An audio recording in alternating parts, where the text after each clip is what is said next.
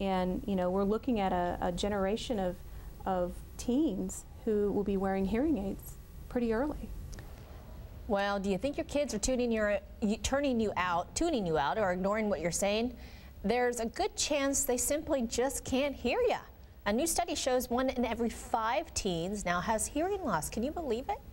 Tonight, Fox 23's Emily Sinovic joins us to explain why many are pointing the finger at MP3 players as well as those iPods. Emily? Yeah, Shara, many of us have those, so you know what you're talking about, the loud sound in your ear. Hearing loss in teens has gone up by about 30%. And the type of hearing loss, that's what's important. The type that's become most common is that noise-induced hearing loss, making doctors take note, trying to educate parents that it's a bigger problem than you may realize.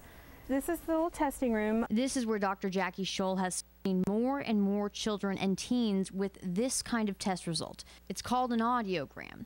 Now, the complicated explanation for this type of graph can really be boiled down to bad news. This is a typical pattern that we see with people who've been exposed to too much noise. It's called noise-induced hearing loss, and Dr. Scholl says while MP3 players aren't the only things to blame, it's really a big part of the reason she's seen children younger and younger with hearing loss and seen more and more parents who have no idea. I will tell you that I am stunned at how many children we find with hearing loss. With noise-induced hearing loss. We recently had a mom who began crying. She said, I would have never bought that. Because once the hearing loss happens, it's permanent. It doesn't come back. If anything, it's going to get progressively worse. And, you know, we're looking at a generation of teens who will be wearing hearing aids pretty early. Scholl says parents don't realize how fragile children's ears are. With smaller ear canals, any sound is much more damaging. If you have an adult canal and the sound comes in, it gets pressed on like a flat shoe.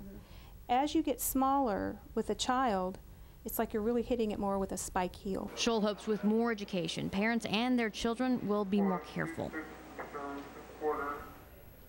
Okay, so coming up tonight at 10, some very easy things you can do to make sure that those iPods and MP3 players are perfectly safe, because they can be, for your kids and yourself. Share. All right, thank you, Emily. And to find out more about Dr. Scholl's Center for Communication Disorders, you can go to our website at fox23.com. Just make sure that you click on the Fox box.